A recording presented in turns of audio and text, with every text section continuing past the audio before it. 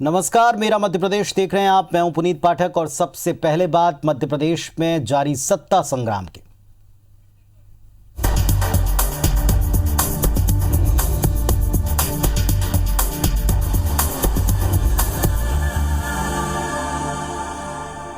मध्य प्रदेश में 28 सीटों पर वोटिंग के लिए अब बस कुछ घंटे शेष हैं।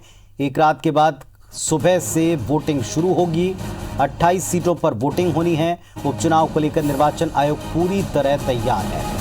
कुल 355 उम्मीदवारों की किस्मत कल सुबह से ईवीएम में दर्ज होना शुरू हो जाएगी। मेहगांव में सबसे ज्यादा 38 उम्मीदवार हैं, जबकि बदनावर में सबसे कम 3 प्रत्याशी हैं।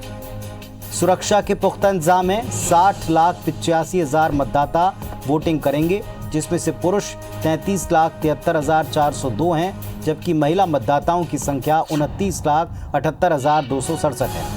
कोरोना गाइडलाइन का पालन कराते हुए ये वोटिंग प्रक्रिया करानी है, जिसके लिए मतदान का समय और पोलिंग बूथ की संख्या दोनों में इजाफा किया है।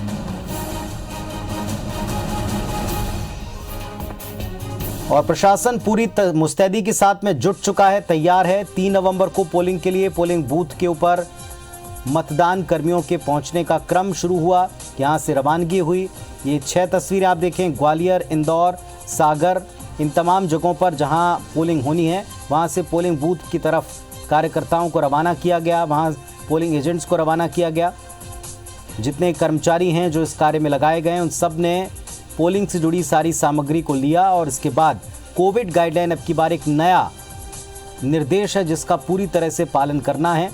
सोशल डिस्टेंसिंग का, सैनिटाइजेशन का, मार्किंग का और मास्क का पूरी तरह ख्याल रखना है। सागर में भी सुर्खी सीट के ऊपर उपचुनाव होना है। यहां भी आप देखें, मतदान दल रवाना हुए ईवीएम लेकर के चुनाव सामग्री के साथ। उधर आगर में भी मतदान कर्मियों को रवाना किया गया है।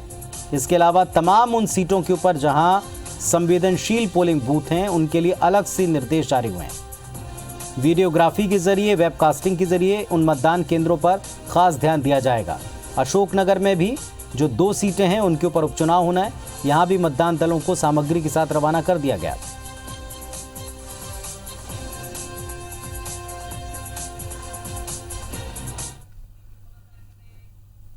और 28 सीटों पर कल उपचुनाव में कई मतदान केंद्र संवेदनशील और अति संवेदनशील कैटेगरी में हैं, और ऐसे केंद्रों की संख्या तकरीबन 350 है।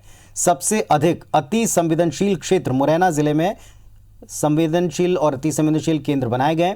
निर्वाचन आयोग के इन क्षेत्रों में अतिरिक्त पैरामिलिट्री फोर्सेस की तैनाती की गई है। कांग्रेस का यह आरोप है कि बीजेपी चुनाव हारने वाली है, और ऐसे में बीजेपी सरकार प्रशासन के सहयोग से धनबल का इस्तेमाल कर सकती है। इधर बीजेपी का कहना है कि उसकी ऐसी कोई मंशा नहीं है। आरोप प्रत्यारोप के बीच में निर्वाचन आयोग ने अति संवेदनशील और संवेदनशील क्षेत्रों में और बाकी के तमाम केंद्रों में सुरक्षा व्यवस्था को पुख्ता किया है। बताओ ना, एक ही बचा है क्यों प्रशासन का उपयोग करके। ये कुछ भी कर लें, ये बांटेंगे, पैसे भी, शराब भी और लड़ाई झगड़े भी कराएंगे, लेकिन जनता पे इसका कोई फर्क नहीं पड़ेगा। जो वो पोलिंग बूथ पे चला जाएगा, वो कांग्रेस की पंजे की बटन दबाने वाला है। जो कूटकृत्य है कांग्रेस पार्टी के लोग करते हैं, वैसे ही वो कल्पना भारतीय जनता पार्टी के प्रति करते हैं। भारतीय जनता पार्टी का एक ही सिद्धांत तो है, कार्यकर्ताओं की श्रम शक्ति के आधार पर, स्पष्ट नीतियों के आधार पर आम जनता के विकास कल्याण की भाव और भावनाओं को लेकर ये सरकार और संगठन कार्य करता है। मध्य प्रदेश के 28 सीटों पर कल होने वाली वोटिंग को लेकर पोलिंग पार्टियां बूथों तक पहुंच भी रही हैं। ग्वालियर चंबल अंचल के संवेदनशील बूथ पर मध्य प्रदेश पुलिस के साथ साथ दूसरे राज्यों के पुलिस जवान तैनात किए जा रहे हैं। बड़ी संख्या में राजस्थान और दक्षिण भारत के राज्यों से पुलिसकर्मियों की तैनाती ग्वालियर चंबल इलाके में की गई है। कोरोना महामारी के मद्देनजर अब की बार बूथ के ऊपर विशेष इंतजाम है। चुनाव आयोग के निर्देश के बाद प्रशासन सुरक्षित और शांतिपूर्ण मतदान कराने की तैयारी कर चुका है। किस तरह की तैयारियां हैं, हमारे सहयोगी सुधीर बता रहे हैं। मध्य प्रदेश की 28 विधानसभा सीटों पर उपचुनाव में मतदान कल होना है और कोविड-19 के मद्देनज़र ये मतदान काफ़ी ज़्यादा खास है। हालांकि सरकार के लिहाजे से भी मतदान काफ़ी ज़्यादा खास है, क्योंकि बीजेपी की सरकार बनी रहेगी या कांग्रेस सत्ता में वापसी करेगी, ये उपचुनाव तय करेंगे। पर लेकिन चूंकि इस बार कोविड-19 के दिशा निर्देश थे, लिहाजा चुनाव आयोग की गाइडलाइन के मद्देनज़र चुनाव में व्यवस्था की गई है। इस समय मैं भिंड जिले के गोहद विधानसभा क्षेत्र के एक बूथ पर हूँ और देखेंगे आपकी शासकीय उच्चतर माध्यमिक विद्यालय सरवा है। यहाँ पर जो गोले हैं, सोशल डिस्टेंसिंग का जो निर्देश दिए गए थे, उसके मद्देनज़र मतदाता अगर यहाँ पर आएंगे तो गोले बनाए गए हैं मतदान केंद्र पर। और साथ ही साथ जो दिशा निर्देश है कि प्रत्येक व्यक्ति को मास्क लगाया जाएगा, जिसके पास में मास्क नहीं होगा उसको मतदान केंद्र पर मास्क उपलब्ध कराया जाएगा, सैनिटाइजर से हाथ धुलवाया जाएगा और साबुन और पानी का वो उपलब्धता जो है वो भी यहाँ पर रखी जाएगी। इसके अलावा टेम्परेचर भी चेक किया जाएगा। जो भी वोटर आएंगे जिनका टेम्परेचर ज़्यादा होता है उनको सबसे आखिर के घंटे में वोटिंग करने की अनुमति दी जाएगी। आप देखेंगे पोलिंग पार्टियाँ जो हैं वो बूथ पर यहाँ पर नजर आ रही हैं और कल सुबह मतदान जब शुरू होगा उससे पहले की तैयारियाँ यहाँ पर की जा रही हैं। और खासकर अगर बात करें तो कोविड-19 के मद्देनज़र पोलिंग पार्टियों को जो लास्ट में अगर मतदान कराते हैं उनको अगर किसी तरह का संदेह लगता है, बीमारी के लक्षण दिखाई देते हैं तो पीपीई किट का भी वितरण किया गया है। ये गोहद विधानसभा है और इसके अलावा बात करें तो भिंड जिले की 2 विधानसभा सीटों पर चुनाव होने हैं, मेहगांव और गोहद। लिहाजा अगर प्रशासन की और सुरक्षा की अगर बात की जाए तो निश्चित तौर पर खास तौर पर अगर मैं कहूँगा मेरे कैमरा पर्सन रमेश राजपूत से कि इस बूथ के अलावा अन्य बूथ भी तैयार किए गए हैं। एक बूथ पर 1000 वोटर ही वोट डाल सकेंगे, ये चुनाव आयोग की गाइडलाइन है। और आप देखेंगे कि जो फोर्स है मध्य प्रदेश के अलावा, मध्य प्रदेश पुलिस के अलावा बाहर से भी पुलिस की तैनाती की गई है। जो स्पेशल फोर्स है उनको यहाँ पर लाया गया है। और चूँकि ग्वालियर चंबल का इलाका, कई सारे बूथ ऐसे हैं जो कि संवेदनशील माने जाते हैं, ऐसे में खुद प्रत्याशियों की ये मांग थी कि निष्पक्ष चुनाव के लिए कम से कम सुरक्षा पर्याप्त इंतजाम होने चाहिए। लिहाजा ये तमिलनाडु पुलिस के जवानों की तैनाती भिंड जिले में यहाँ पर की गई है। तो कोविड-19 का मद्देनज़र काफ़ी सारे इंतजाम जो है चुनाव आयोग ने किए हैं और देखा कि पोलिंग पार्टियों के पहुँचने के बाद में अपनी तैयारियाँ यहाँ पर पोलिंग पार्टियों के द्वारा की जा रही है। और मध्य प्रदेश में ये चुनाव जो है अपने आप में कहना होगा कि एक साथ 28 सीटों पर जो उपचुनाव है सरकार का तो भविष्य तय करेंगी, पर लेकिन इस कोरोना महामारी के दौर में लोगों का एक नया अनुभव इस चुनाव के दौरान सामने निकल कर आएगा। कैमरामैन रमेश राजपूत के साथ सुधीर दंडोतिया, IBC 24 भिंड। और मध्य प्रदेश की 28 विधानसभा सीटों पर उपचुनाव में पूर्व मुख्यमंत्री कमलनाथ से स्टार प्रचारक का दर्जा छीनने के मामले में सुप्रीम कोर्ट ने आज सुनवाई की और चुनाव आयोग के आदेश पर रोक लगा दी। सुप्रीम कोर्ट ने कहा कि आपके अधिकार क्षेत्र में नहीं है। कांग्रेस का तर्क था कि स्टार प्रचारक का दर्जा चुनाव आयोग नहीं देता, ये पार्टियां तय करती हैं, चुनाव आयोग उससे कैसे छीन सकता है। इसके पहले राज्यसभा सांसद विवेक तनखा ने कहा चुनाव आयोग की कार्रवाई अलोकतांत्रिक है। आयोग ने बिना नोटिस दिए कमलनाथ को स्टार प्रचारक की सूची से अलग कर दिया। इसे लेकर कांग्रेस ने ई फाइल के जरिए कोर्ट में याचिका लगाई थी, जिस पर राहत मिली है।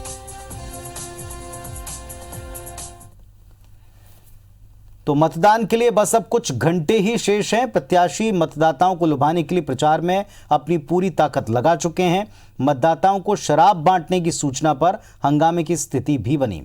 कांग्रेस प्रत्याशी के प्रचार की अनुमति वाले वाहन से शराब बांटे जाने की सूचना पर बीजेपी प्रत्याशी प्रद्युमन सिंह तोमर के बेटे रिपुदमन सिंह तोमर उर्फ सागर ने अपने साथियों के साथ वहां पहुंचकर विरोध किया। गाड़ी में सवार युवकों ने उन पर जानलेवा हमला कर दिया। सूचना मिलते ही पड़ाव थाना पुलिस पहुंची और शराब से भरी लग्जरी वाहन को जब्त किया। पकड़ी गई कार पर कांग्रेस प्रत्याशी सुनील शर्मा द्वारा चुनाव प्रचार के लिए प्रशासन से परमिशन वाला पर्चा चिपका है। वाहन के आगे और पीछे सुनील शर्मा के पोस्टर लगे। वहीं पुलिस ने मामला दर्ज कर जांच शुरू कर दी है। कांग्रेस प्रत्याशी के समर्थकों के साथ एसपी ऑफिस पहुंचकर शिकायत दर्ज कराई गई कि बीजेपी प्रत्याशी के समर्थक उनके लोगों के साथ न सिर्फ मारपीट कर रहे हैं बल्कि जान से मारने की धमकी दे रहे हैं। बीजेपी प्रत्याशी को वोट देने का दबाव भी बना रहे हैं।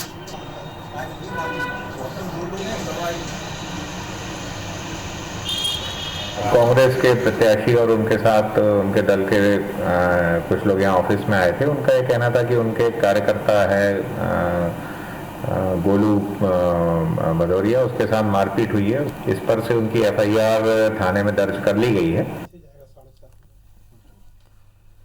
और इस वक्त हमारे दो सहयोगी अपडेट के लिए हमारे साथ में जुड़ रहे हैं। नासिर गौरी ग्वालियर से हमारे साथ में जुड़ चुके हैं और साथ ही साथ हमारे साथ जुड़े दीपक यादव इंदौर से। सबसे पहले नासिर, आपके पास आते हैं, क्या स्थिति है?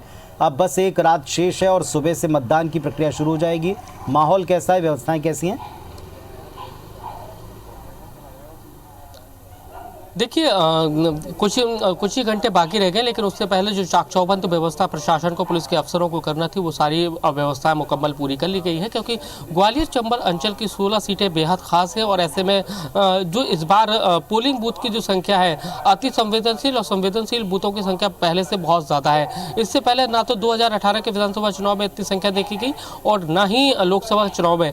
ये पहली बार है जब उपचुनाव में इतनी बड़ी संख्या में संवेदनशील बनाए गए, क्योंकि जिस तरह की जो एक इंटेलिजेंस की जो रिपोर्ट थी उसके मुताबिक ये था कि कई सारे चंबल अंचल में ऐसे पोलिंग बूथ हैं जहां पर हंगामा बरप सकता है, लोग व्यवधान पैदा कर सकते हैं, कहीं ना कहीं इस तरह की घटनाएं हो सकती है ईवीएम के साथ छेड़छाड़ की। तो ऐसे में पुलिस ने एडिशनल तैयारी की है। और अगर खासकर ग्वालियर जिले की बात कर ले हम, तो 1188 मतदान केंद्र बनाए गए हैं, जिसमें से 325 को संवेदनशील क्राइटेरिया में रखा गया है। साथ ही सीसीटीवी कैमरे से निगरानी की जा रही है। लेकिन इस बार के खास चुनौती जो मतदान दल है उसके सामने बहुत बड़ी है, क्योंकि कोरोना का दौर है। कोरोना के दौर में कोविड-19 की जो गाइडलाइन है उसके तहत उनको मतदान कराना है, यानी कि सोशल डिस्टेंसिंग के साथ, मास्क के साथ, सैनिटाइजर के साथ में। अगर कोई कोरोना पॉजिटिव मरीज आता है या कोई सिम्टम्स होते हैं, उसको कोई लक्षण होते हैं, तो पीपी की किट में होकर उसको मतदान कराना, ये बड़ी एक चुनौती है।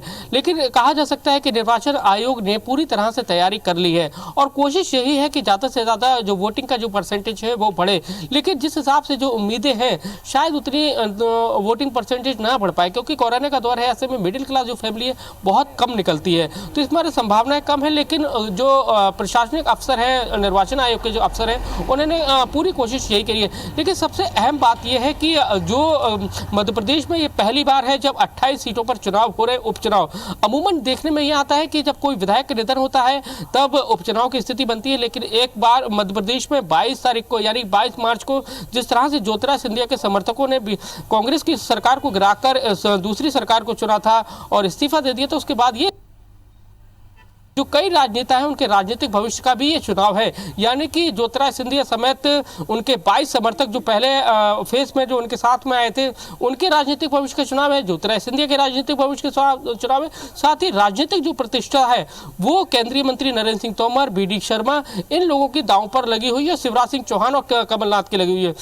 नरेंद्र सिंह तोमर और BD शर्मा की इसलिए दांव पर लगी हुई क्योंकि ग्वालियर चंबल अंचल से सबसे ज्यादा सीटें हैं और ये लोग केंद्रीय मंत्री नरेंद्र सिंह तोमर मुरैना सीट से सांसद और सरकार में, केंद्र सरकार में मंत्री हैं, उनका वजूद है। और BD शर्मा भी मुरैना से आते हैं, मुरैना के रहने वाले, उनकी राजनीति भी वहीं से शुरू हुई, तो ऐसे में उनकी राजनीति सबसे ज़्यादा है। लेकिन कल की अगर प्रेस कॉन्फ्रेंस की बात करें, जिस तरह से कमलनाथ ने कहा था कि ये जो पटकथा, उपचुनाव की जो पटकथा है वो ग्वालियर से लिखी गई थी और उन्होंने ग्वालियर में ही समापन करना चाहते हैं, इसलिए उन्होंने ग्वालियर में प्रेस कॉन्फ्रेंस करके अपनी पूरी बात कही थी। क्योंकि यही ग्वालियर चंबल इलाका है जहाँ से मध्य प्रदेश की कांग्रेस की सरकार को गिराने का काम किया गया था और फिर यहीं से मध्य प्रदेश में शिवराज सरकार की वापसी हुई थी। और अब इसी संवाद से तय होगा कि मध्य प्रदेश में अगली सरकार किसकी होगी। तो कुल मिलाकर देखा जाए तो ये उपचुनाव कई लोगों के राजनीतिक भविष्य के साथ साथ बड़े चुनाव में शामिल है।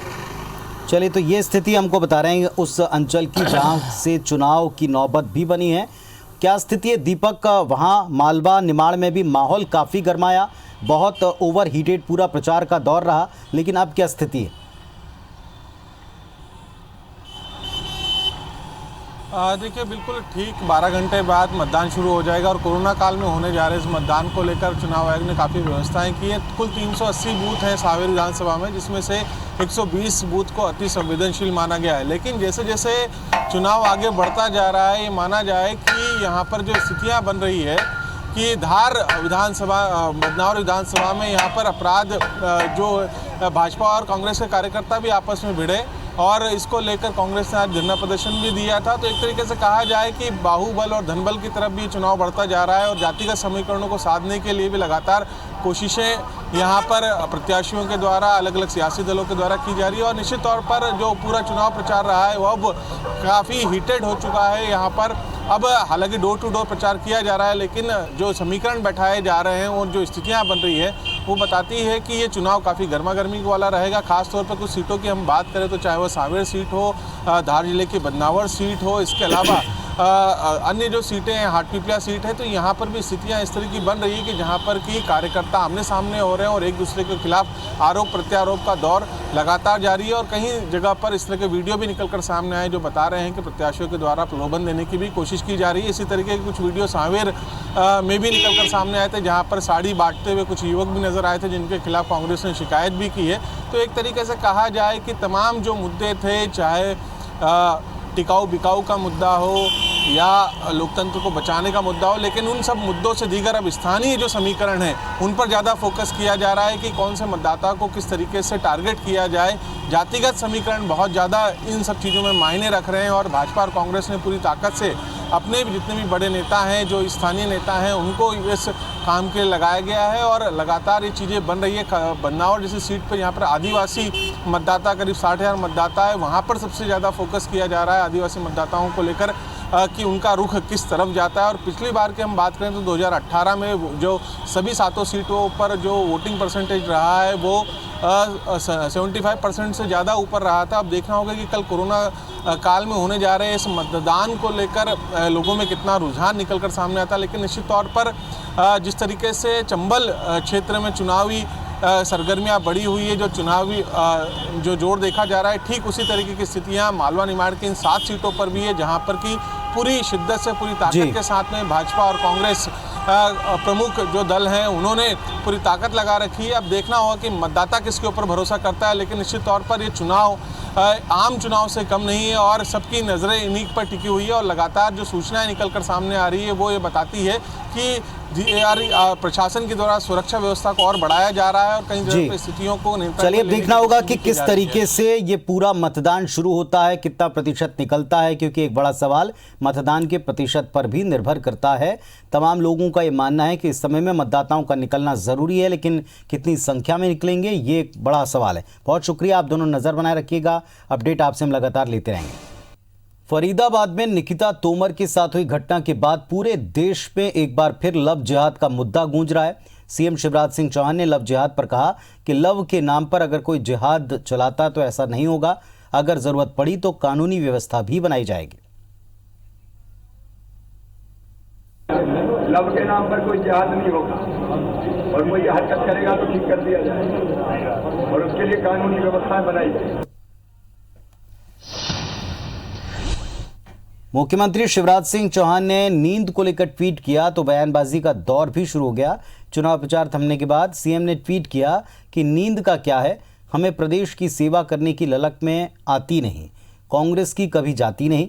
सीएम के इस ट्वीट पर कांग्रेस नेताओं ने कई बयान जारी कर दिए। पूर्व मंत्री पीसी शर्मा ने कहा कि जो झोला उठाकर जाने वाले हैं उन्हें अब नींद नहीं आ रही।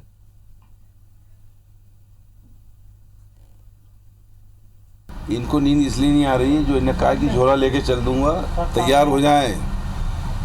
शिवराज सिंह चौहान जी झोला लेके तैयार हो जाएं। 10 तारीख को झोला लेके उनको रवाना होना पड़ेगा यहाँ मुख्यमंत्री पद से, इसलिए वो तैयार हो जाए। इसी बात की नींद नहीं आ रही है उनको। तो इस बुलेटिन में फिलहाल इतना ही। खबरों अपडेट्स के लिए आप देखते रहिए IBC 24। नमस्कार।